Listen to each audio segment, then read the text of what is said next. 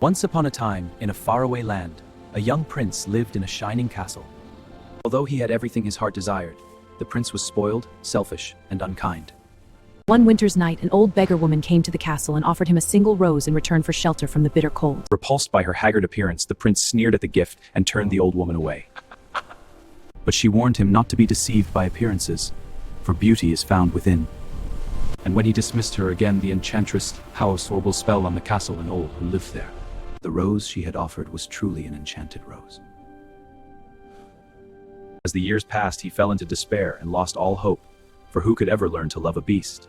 Meanwhile, in a small provincial town nearby, life carried on as it always had, simple, predictable, and unchanged. But there was one girl in this village who was anything but ordinary. Her name was Belle. Every morning she would visit the little bookshop, dreaming of adventures far beyond the village walls. She longed for something more than this provincial life, adventure, purpose, a world beyond the horizon. Still not more than in the village, and he had set his sights on Belle. Belle's father, Maurice, was an inventor, eccentric, brilliant, and endlessly optimistic despite his many failed experiments. Papa, it was in your pocket. Ah, my clever girl. They were each other's whole world. Be safe at the fair, Papa. I will, my dear. Thank you. When Maurice set off to the inventor's fair, but the forest had other plans. The trees grew thick, the path disappeared, and the darkness closed in. The forest swallowed him whole, ancient, dark, and full of hungry things. And there it stood, a castle forgotten by time, waiting in the dark. Inside, the castle breathed, alive with enchanted souls trapped in silence. Then the master of the castle found his uninvited guest. For the crime of trespassing, the beast locked the old man away to rot. When Philippe returned without her father, Belle's quiet world shattered. Without hesitation, she rode into the darkness, for love is braver than fear. She stepped into a world where shadows had ruled for a decade. In the cold dark beneath the castle, she found her father, broken and terrified. You must leave, there's a beast. And then she saw him, the monster who ruled this prison of stone and sorrow. Take me instead. Belle, no! Her freedom for his, the bravest words ever spoken in that castle. The castle took one prisoner and released another, into a world that could not help. Her prison was a gilded cage, beautiful, cold, and utterly alone. She could be the one! The enchanted servants saw what the beast could not, a glimmer of hope. Join me for dinner! Then she doesn't eat! Patience had never lived in this castle, and it certainly hadn't survived the curse. Curiosity, the one thing that could not be caged, led her deeper into the castle's secrets. The servants had waited 10 long years to serve. Tonight, they made it magnificent. For one beautiful moment, the loneliness lifted, and the castle felt like something close to home. She had been warned, but warnings are just invitations to the curious. The rose, the ticking clock of a dying curse, called to her like a heartbeat. For the rose was his life, and she had nearly touched his death. She ran, from the beast, from the cage, from a promise she never should have made. The forest sent its hunters, and she was prey. But the beast followed, and fought like the monster he was, to save what he could not name.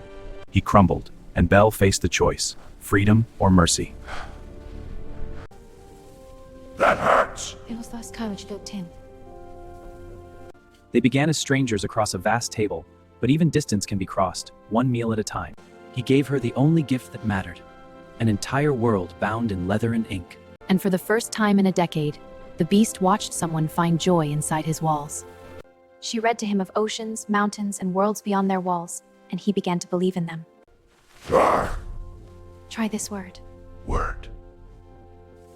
Laughter, a sound so foreign to the castle that the walls themselves seemed to listen. The world is not afraid of those who hold still and offer kindness. We'll storm the castle! But the beast has Belle! A tale for children! The servants prepared for something that hadn't happened in 10 years, a night of hope. Two broken souls found a rhythm neither could have danced alone. Beast and beauty, prison and enchanted, for simply two. Under a sky full of ancient light, something newer and rarer was born between them. Show me my father. The mirror showed her the truth, and the truth demanded a terrible choice. You must go to him. You're releasing me? And that was the most human thing the beast had ever done. Love led her through the storm, and she found him at its very edge. Show me the beast. There's a monster that has threatened your children. Fear became rage, and rage became a march, and the forest burned with their fury. A race against hatred, against despair, against time itself, and time was nearly gone. The gates that had held the world out for 10 years fell in 30 seconds. The castle's heart fought back. Every cup, every candle, every forgotten soul. While the house fought the mob, the true hunter stalked his prey in the dark above. What kind of beast had surrendered? Not to Gaston, but to the heartbreak of letting her go. No! Her voice cut through the night and woke something in the beast that despair had nearly killed. Two predators, one fighting for love, the other for pride. He could have killed, but he chose what no beast would: mercy. You came back. Of course I The true danger was still behind them. The coward struck from behind, and the castle claimed its justice. The storm raged on, but on that balcony the only sound was a heart failing. At least I got to see you one last time. Inside the castle, the last petal fell, and the curse settled into forever. I love you. Or perhaps, exactly on time. Magic answered love, the oldest magic, the deepest spell, the one no enchantress could outdo. The beast fell away, fur, fang, and claw, and beneath it all, a man remembered himself. She knew him, not by his face, but by the eyes that had watched her read and dance. It's you. The curse shattered like glass, and the castle remembered its glory. And every soul the curse had stolen was returned, older, wiser, and free.